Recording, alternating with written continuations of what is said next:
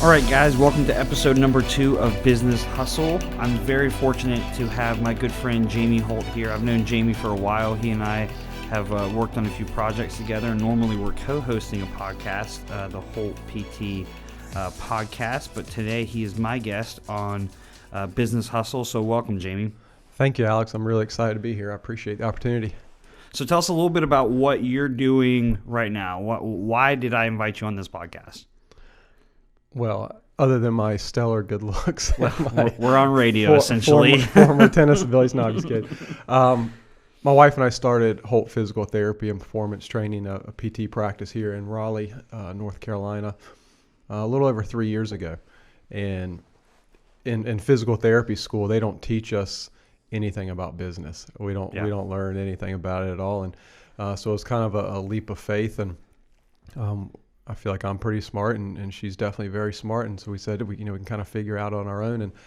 And we've been very fortunate with loyal customers, like yourselves, great friends, great people helping out with the business, and the business has grown tenfold more than we ever thought that it would. And so I think there's a lot of good reasons for that to happen.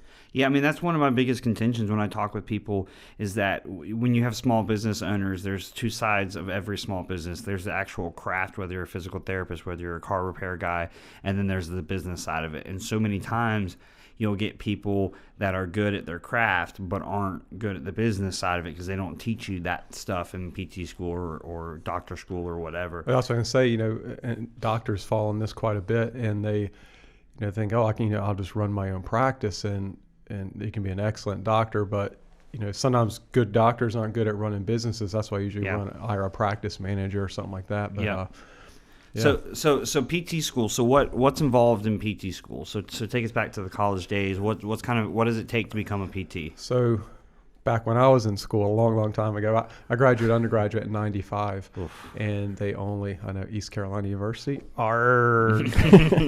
Shout out. They only, I was the second graduating class that had a master's program. So you did 4 years of undergraduate, usually in exercise physiology, biology, chemistry, exercise science, something like that. And then you apply to graduate school. When I went, it was a 2-year master's program. Now all schools are a 3-year doctorate program. Wow. So you'd have to get a master's and a doctorate now, or is it? It's just straight DPT. Yep. I think they added a little bit more clinical rotation time, right. And they also added maybe another research class. But the curriculum didn't really change that much. So it's really 7 years of college, 4 years undergrad, and then 3 years to get your DPT. It's a pretty competitive field. I mean, I think when I applied for PT school, there's maybe 4 colleges in North Carolina that had it. And now, off the top of my head, maybe there's 9 or 10. Oh, wow, so they've doubled. Yeah, just because of the demand. Right. So it's definitely competitive. So where'd you go out of PT school? So right out of PT school, I grew up in Hickory, North Carolina. I need to give another shout out to my Hickory homies. A hospital in town was kind enough to give me a $5,000 scholarship to go towards PT school, and my obligation was to go back and work for them for a year after I graduated. And so I went back to Hickory, a place called Piedmont Therapy, outpatient orthopedics, and spent a year there. And I was very fortunate that all my PTs that I worked with at that point, there were 3 other guys, and they all had 15 years of experience already. And so I got to be like a sponge, just pick their brain as much as I could. So started out in Hickory, and I always had this, dream, passion, desire to potentially work with a professional team or something like that. And if I did not want to work with a single A Hickory Crawdads and baseball team in Lots Hickory, of shout outs today. I needed to move and do something, and so moved to Raleigh, a little bit more opportunities, and kind of halfway between Hickory and ECU, and so I've been in Raleigh since 2000. Cool. So when you got to Raleigh, did you go straight to APC? No. So I worked for Rec Sports Medicine for, I want to say maybe 3 years or so. And then I ran Wake Med North, the PT clinic for Wake Med up here for a few years. And then I wanted to kind of see what a private practice was like. So I went to work at a local private practice for a couple years just to kind of get the mindset, see what it was like.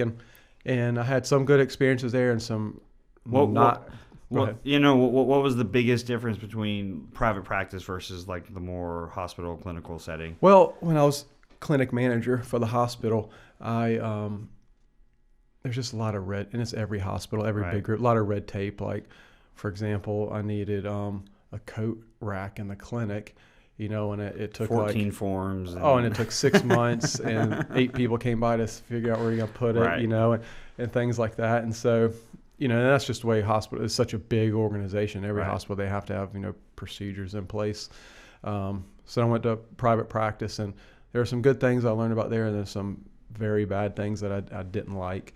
So that kind of soured me to private practice, for a little bit. And so I went to go work for a large orthopedic group, Raleigh Orthopedics, and they were fantastic, and got to learn a lot from all the doctors there, the PTs.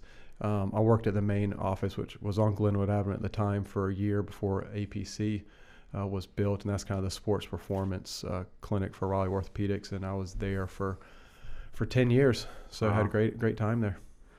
So what made you want to go start your own clinic? What was the big driving factor? I mean, obviously besides, the potential for income and stuff like that. I mean, was that a driving factor? Or No, was the income had nothing to do with it. It was more, it was two things. It was stability and security. Okay. And then kind of getting to do things my own way. I was well compensated, working for Raleigh Ortho. Right. And, but I also realized that you can hire a new grad and pay, a fraction of what I make. And who's to say that 5 years down the road that wasn't going to happen? And then I'm an older guy with a high salary request, and it's harder to find a job. My dad, his position was eliminated, 2 or 3 years before retirement, and it made it difficult for him. And I hear it all the time, Yeah. And I get, as a business owner now, I see there's a point of diminishing returns, Right. What you pay somebody and what you get back. But, so it's real, I wanted to have control. Okay. And also wanted to just kind of do things my own way. And I think at that point, I've been a PT 14, 15 years, and saw some things that I really liked doing and some things that I thought could be improved on. And this wasn't a 2 or 3 year process. I mean, Right. I had patients all the time were telling me, hey, you should start your own practice. And I wasn't ready. Yeah. And my wife, Lou, she's a great mind, great business person. And I had the partner, to Right. really do it with. And, because I certainly, I have no business background Right. at all. And I couldn't build a practice and try to manage it, all at the same time.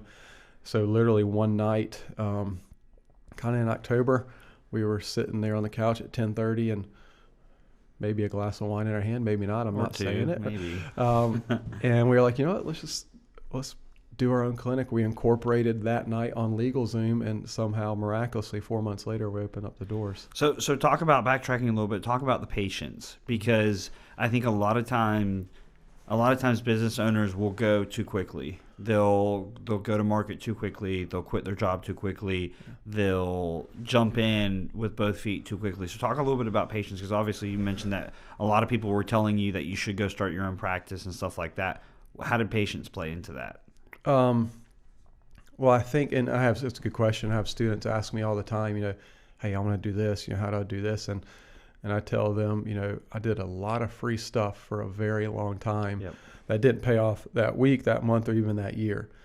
So you got to establish your name. And like I said, I've been in Raleigh since 2000, Yep. and I think if you do good work and do it for the right reasons and kind of get your name out there and stay in the same place for a long period of time, then your growth is kind of organic. Like, I technically don't take new patients. I personally don't, unless the doctor or the patient specifically asks for me. And that's because of all the self-referreds and organic Right. growth that we have. I'm very, very fortunate to have 6 other physical therapists on my staff who are tremendous, and they take the rest of the load. But I wasn't ready to do it. I wasn't in a place in my life to do it, and a lot of it is I didn't have the partner backing me up, and Yep.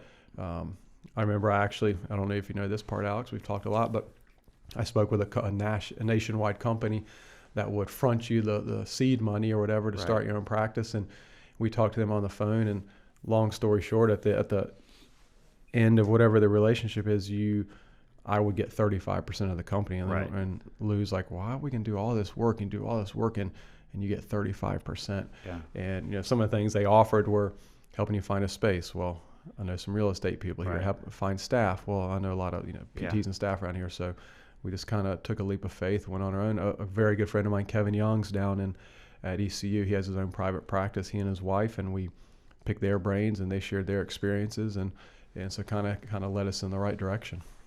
Yeah, I mean, I think patience plays a big key, because, and that's kind of what I'm going through right now in my life and my career, is putting in the time. And it's that hustle, right? This is why it's called business hustle, because business hustle, I think, takes a lot of different forms. Early on, you're hustling and it may not feel like business, but I think it applies to your future business. Yep. And so those 10 years where you're grinding away, putting in, I'm sure, extra hours, going to speak as much as you could and getting involved, that pays dividends years down the road. Yeah. Well, in my opinion, the hustle never stops.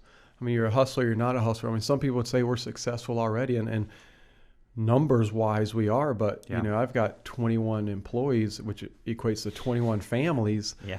that rely on us to do the right thing and keep it going. Last week, I mean, you see my eyes, good thing we're not on TV. I'm a little tired, but, I started seeing patients at 6 a.m. and saw patients all day long, work through lunch. And then we went to, Hoop City in Durham and gave a 3-hour talk to 300 basketball kids. Why do you think you don't take your foot off the gas? Because a lot of people in your situation right now could say, I've got 21 employees, I'm seeing a lot of patients, I've got a good clinic, I can take my foot off the gas. Why aren't you taking your foot off the gas? It's fear of failure. I don't want to fail at what we're trying to do. I don't want to let my employees down. I don't want to let our patients down. My staff, they always say, you can always say no, in terms of about getting a patient in, and that's just not in my vocabulary. I feel like we do a very good job at our craft and our skill, and I want as many people to experience it as possible. It doesn't change my lifestyle or anything. It's just it changes my intrinsic lifestyle, in terms of the way I feel that that we're providing and what we're doing. And it's the biggest thing is that fear of failure. Well, and I go through that a lot too, because I've got a young family. I got a 4.5-year-old and 2.5-year-old, and I work a lot. Because I keep telling my wife that what I'm doing right now will pay dividends, 5 years, 10 years down the road. I could go get a job, tomorrow, making 150 grand in 6 months. Right.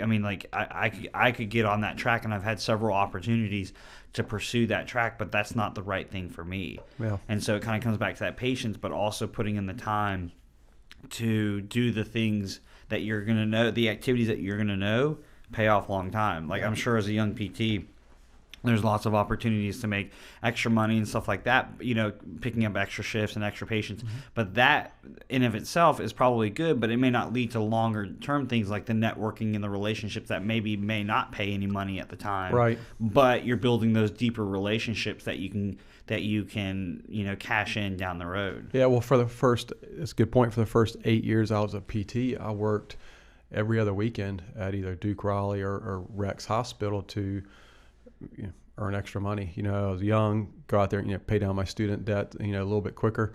And then I did home health. I'd work a 40-hour week, at APC, and then do home health, 3-4 days a week, and even on the weekends. And, and that was mostly hustle to financially keep my family, above board or whatever. You mentioned the family part. You have to have a supportive partner that understands your long-term vision.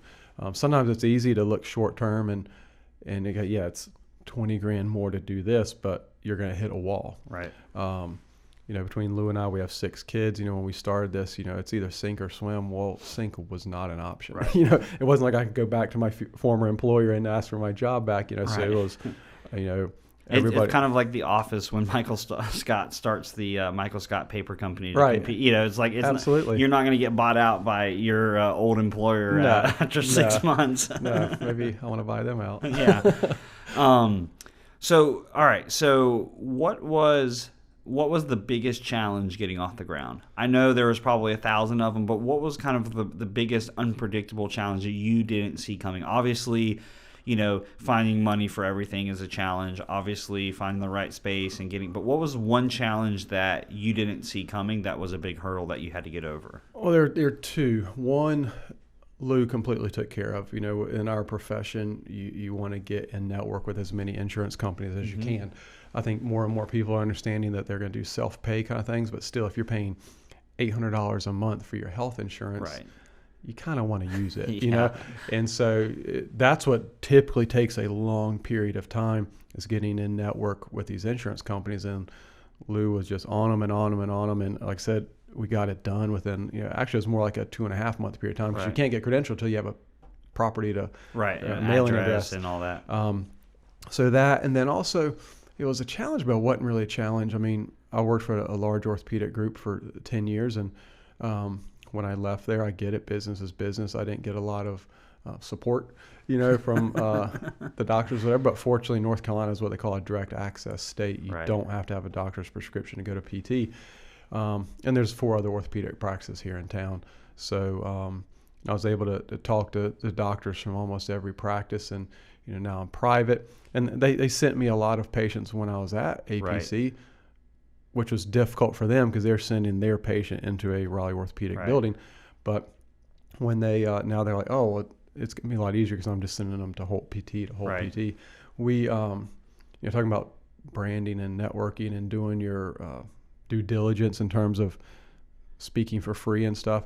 I mean, one of the fears that I always heard about starting your own practice is you see a patient day one, you get paid for 60 to 90 days from an insurance company. So Right. you have to have carrying costs for 3 to Right. 4 months. And a lot of times it takes a while to build up the business. So you go, okay, crap, I might not get a paycheck for 6 months. Right. Most people can't do that.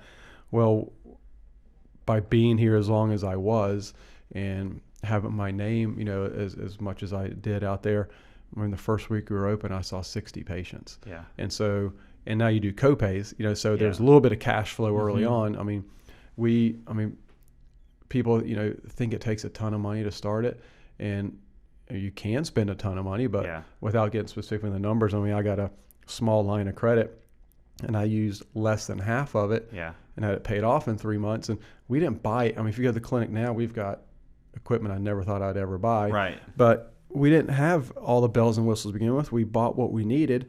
And then every dollar we made this first year and a half, 2 years, even now we're putting it back Pouring into it the back in. business. I think that's so important because so many people, and I even get caught up in this with the podcast and with the video stuff I'm doing and with other stuff I'm doing. I got to have this. I've got to have the perfect camera. I've got to have this. I've got to have the perfect that. And I think with business owners, it's the same way too, especially if they're coming from a place like you did from, a 10-year orthopedic clinic. They've got lots and lots of money to fund the PT clinic. And so it would be very easy for you to come in and say, okay, I've got to spend, $1 million to get everything that I need and get it all set up perfectly. And then what happens if the patients don't come, or it does take 6 months. And so I think that was really smart to kind of, lead with profits and pour money back into the business as you're making money, not massively into debt, to fund the whole clinic. We were so excited when we paid off that, the the note, and I couldn't imagine starting $250,000 in the hole, because it's stress either way. Yeah. Then you're like, oh my God, we're making money, but we still have this huge debt that we're carrying. It's, you just have to be smart about it. Like you said, pour it back into it. We chose to, I remember when we signed a lease on this place, and it was probably more than I had envisioned that we were going to pay, but it turned out to be a great location for us. And, people all the time were like, you should do it. You're going to be, you're going to be successful. And you can hear it as many times as you want to, right. But when it's your name on the lease and everything else, you're going through this now, right? Yep. You're like, you just never know. But to be honest with you, I remember the first day we had 16 new patients, and Lou and I went home that night and we were like, what the heck have we done? Because, all the paperwork and filing insurance companies. But honestly, 2 days later, we're like, we got this. It wasn't that bad. And after the first week, we said, this is going to be okay. Because I always had budgeted numbers in my head. Mm-hmm. And I always, again, I'm not a business guy, but, I take, I do my budget based on 48 weeks of income and 52 weeks of expenses. Yep. to kind of have a little bit of a buffer there. And part of our two root things that we really try to keep, our business to is, one is we try to keep our rent down and our non-revenue producing positions to a minimum, which, almost every, out of the 21 employees I have, probably 16 are revenue producing people, so they're helping, the income part. Right. And they're not just line item liabilities. No, or you have to have support staff. Right. We have to have a Yep. billing lady. We have to have front desk. We have to have all this other stuff. But, so we've stuck with that model, and we also feel like we've never overreached, as, you may want that new piece of equipment, but we wait till we got the money to pay for it. You're pushing yourself, to get better and to get a better clinic and stuff like that, but you're being patient at the same time. With facilities, with staff, with equipment, and I don't know, maybe some of that's to the detriment. I mean, I moved out of one location to another location across the hall, fairly quickly, thinking that was going to be the end game where you buy me time, and it's not. The forever home. Yeah. And so in hindsight, maybe that was a mistake, but everything works out for the reason. And it's all been timing and luck. And, again, I think if you do a good job and what do you think luck plays into this? Because this is a conversation I have a lot with people. Do you really think you're lucky? Or do you believe the mantra that, luck is where preparation meets opportunity? That's what I was going to say. It's not luck as in like a lucky, rabbit's foot or whatever. It's, you have to, I hear people all the time and say like, I just need a win. I need something good to happen for me. Like, it's not going to happen unless you position yourself for that to happen. And it's not going to happen every time you need it. But I think, we talk about how quickly we get things done. I mean, maybe we're announcing it here that, we're looking on acquiring land and building a facility that will be top notch in Raleigh. And Lou's already thinking about how we're going to put patients on the schedule, all this kind of stuff. And I'm like, honey, we don't even have the land yet, but the reason things happen so quickly is like, when we do get the land, we do it, then it's going to be boom. We've got everything lined up. We're ready to go. So there's, as any business owner will know, and maybe I can get some advice from some of your future guests, but it's very hard to turn it off, in terms of what you think. And well, and I think the luck part. So this is a conversation I have with a lot of people about. Some people I talk to say, there's just cosmic effects that you can't change, and ultimately you're just up to fate, right? Of these uncontrollable forces of, with you it may be, obviously like the legal side of things of what laws are passed, and of maybe. If North Carolina's changed from a direct access to a non-direct access, or obviously the healthcare plays a big part into it. There's certain forces that you can't control. So obviously some of these higher level things do come up to luck of, things you can't control. But what my contention is that I try and put myself in as many positions to be lucky as possible. Right. That if I, if it's kind of like if you only buy one lottery ticket, you only got one, and I'm not advocating buying lottery tickets, but you only got one chance to win. But if you're putting yourself into positions to win as much as possible, then you've got a bigger chance to be lucky, as people call it. Well, and you and I think people know you're my social media guy and my go-to and my guru and bounce ideas off of, but Gary Vaynerchuk, he's a guy that I would say he's a mentor or whatever. And I think you think the same, he's always big on take your strengths and run with it. I think you can, talking about position yourself, buying more lottery tickets, I think you can spread yourself too thin. And lottery tickets is a horrible example because it's you don't want to go buy more lottery tickets. We're located right across from Lifetime. They do a tremendous personal training business. We're physical therapists, we're not personal trainers. We're not going to, could I open up a personal training studio? Sure. Right. But we try to stick with what we're really good at and just be the best at that. Yeah. What is the biggest challenge of today running a business with the employees, with all of that? What's no names, no specifics, but is it the employees? Is it the backside business, the office stuff, the financials, trying to make all of that work, or like what are some challenges that you face of running a organization that has 21 people? Well, Lou and I, the first few months we did this, we butted heads, because we were trying to figure out each other's roles. She always laughs, like when we were starting the practice, she was worried about getting credentialing and finding a space. And I was like, we need a logo so we can print T-shirts. I feel my job is get patients in the door, market, promote it. And so the arrangement we've come up with is she doesn't really touch a patient and I don't touch the money. I mean, we kind of keep it really separate like that. And it's worked out because I got to be the good, sensitive guy who's taking care of somebody in pain. Right. I can't be the guy like, no, give me your $70, or whatever. Or signing checks and, stuff like that. So, but the staff, and we heard this from Kevin and Jennifer, the staff is probably, I hate to say the hardest part because we have tremendous staff. But it's a burden of business ownership. It's not like you've got terrible staff and but it's somebody calls in sick, somebody's going on vacation, you have too many patients cancel, making sure they're all fed. Yeah, we have 21 different personalities that you have to juggle. Yeah. And 21 different responsibilities, and I think that's what makes us so good is everybody's a little bit different. Yeah. If somebody needs somebody who's a little bit needs their hand held a little bit more, I got a PT for that. And the hardest position by far has been kind of our front desk, and that's the face of your practice, when they first walk in. And we've tried from, straight out of high school, working in the summers, to medical professional front desk people, and it's just hard. Nobody knows how to talk anymore. Nobody knows what customer service is anymore, and we won't accept that.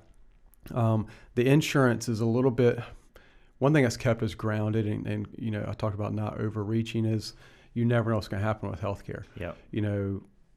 We kind of got through the last election and it wasn't too damaging, but who's to say they're not going to come back and in the next election, well, we're not doing insurance anymore. And it's like, so I try not to be volatility. Of just I don't want to be overextended and a staff of 50 in 8 locations, and all of a sudden there. I think in physical therapy, there's always going to be a need. Right.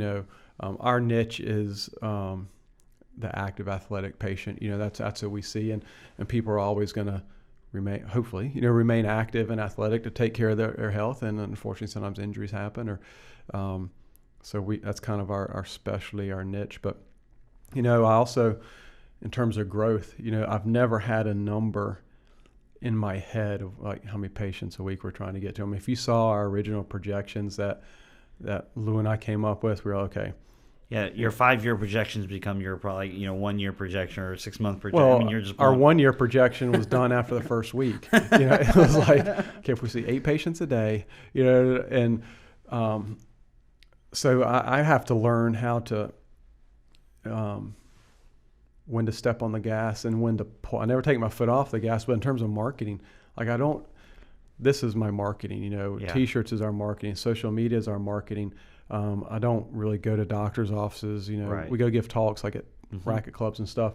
I don't want my staff to be overworked, but also want them to be productive and busy. So I'm kind of getting a decent feel, and I've got some numbers that I look at daily or weekly to kind of get a pulse of where we are and know, okay, I need to, stoke the fires a little bit, or okay, we can sit back and maybe shore up some procedures. And you mentioned earlier you never take your foot off the gas, and I think a lot of people have the tendency to do that, to either do full throttle or off the gas, full throttle or off the gas. Yeah. And I think articulating that throttle pedal a little bit more and finessing it a little bit more, I mean, I'm the king of analogies. In NASCAR, they're not flooring it all the way through the turns; they're modulating, and then halfway through the turn, they're accelerating, and there's all those different variables and stuff like that. And I think it's important in business that you do have to modulate the pedal a little bit. That when it's time to go full throttle, you go full throttle, but you don't want to be,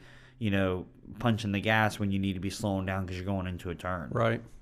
It's like I said, I'm learning it every day, and I, other business owners out there, every time I get a patient on my table who's a business owner, I try to pick their brain a little bit.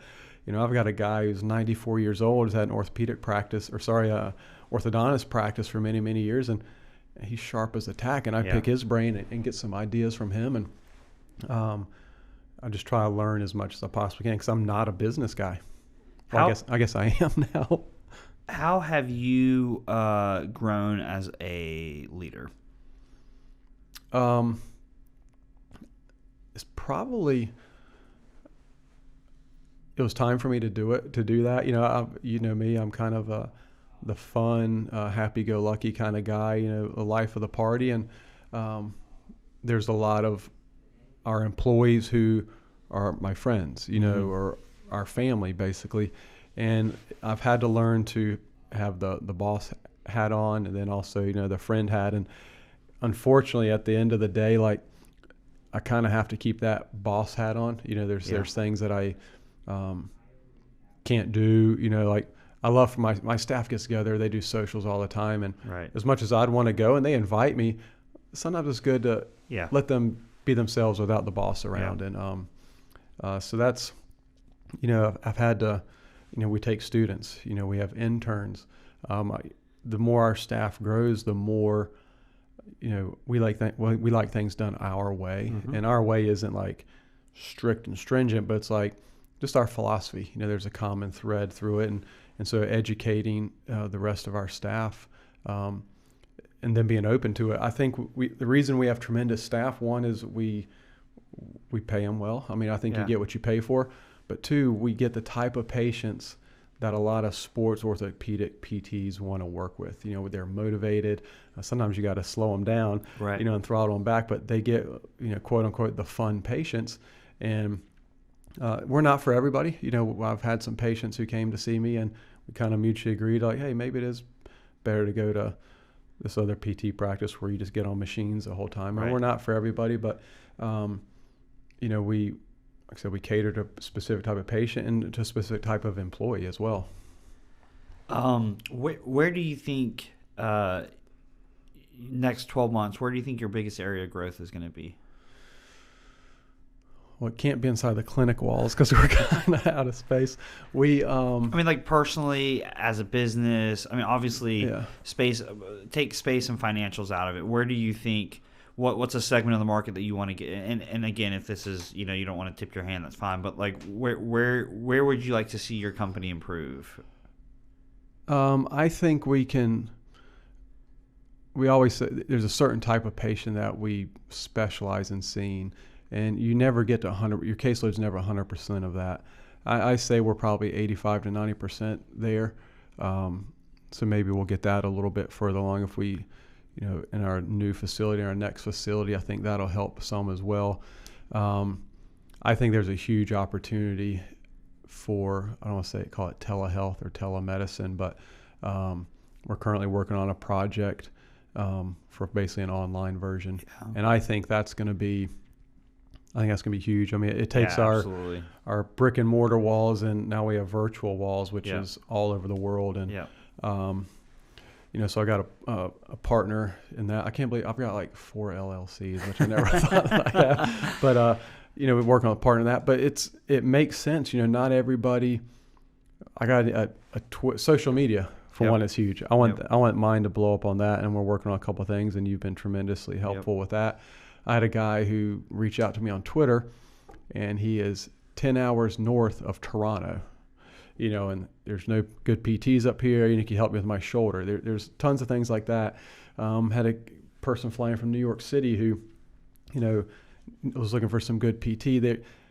Time is an issue now. Cost is an issue now. And I think if we do something kind of online or on demand, we can make it more cost effective and more time efficient for them. Obviously there's some things I can't put my hands to the computer and do some deep tissue work on somebody or arrange a shoulder, but there's a lot of things that we can do. And I think that's going to be a huge area. There's tons of programs out there now put out there by trainers or strength coaches or whatever, but there's nothing really out there to help an injured person recover. Yeah. Thanks for being on my first episode with a guest. I think everybody will agree that this is a lot better than me rambling on by myself last week. And this is a process we're trying to still work out bugs and stuff like that. And I'm sure, when we reach episode 100, we'll have you back on. But what's your kind of your final tip for people who are either starting a business, thinking about starting a business, who are grinding away, what's your one tip for business hustle? The last word you said there is hustle, and get your mind set on what you want to do, and then just go with it. I mean, you have to be in a position where you can take a little bit of risk, but you're risking yourself, and there's only one person who can control that. I'd also start small. Again, you don't have to have the fanciest place, the fanciest equipment. Get it started and set the precedence and the business model, and roll with it. Pick everybody's brain. The more people you can talk to, the better. Especially business owners, because they've been doing it for a long, long time. They can tell you where they failed, where they didn't fail. I mean, I failed. And one guy, last piece of advice, told me, he goes, if you make a decision about something, don't be too stubborn to like say, oops, I messed up. Let's revert and change our direction and go there. I mean, the worst thing is you can keep going down the wrong road after you made a bad decision. And, and then also get good people around you. I mean, no matter if you're a 1-person, 2-person, or 25-person operation, you need to have good people around you to help support you. I always heard, making your mistakes quickly. Make a mistake, recognize it, analyze it, and then get over it. Yep. Don't making a mistake is bad enough, but dragging that mistake on for 6 months or a year or months or weeks or whatever only compounds it. But you just need to make your mistakes. Everyone's going to make mistakes. Get over them and move on. Yeah, well, I also think you have to be different. Be a little different. There's 100 physical therapy clinics in Raleigh. People can go anywhere they want to. Why do they choose to go to you? If you're a bakery, why do they choose to go to your bakery instead of another bakery? Be different. And I think the one thing that can be used across every business is compassion. Like, treat that person like they're your best friend, your good friend, because then they're going to remember that and they're going to go tell the rest of their friends. And that's how you grow a business, no matter what it is. Yep. Well, thank you for your time, and I appreciate all that you do for me and the example you are of business hustle in the community, and we look forward to seeing what's in the future for you. Thanks, Alex. I appreciate it, man.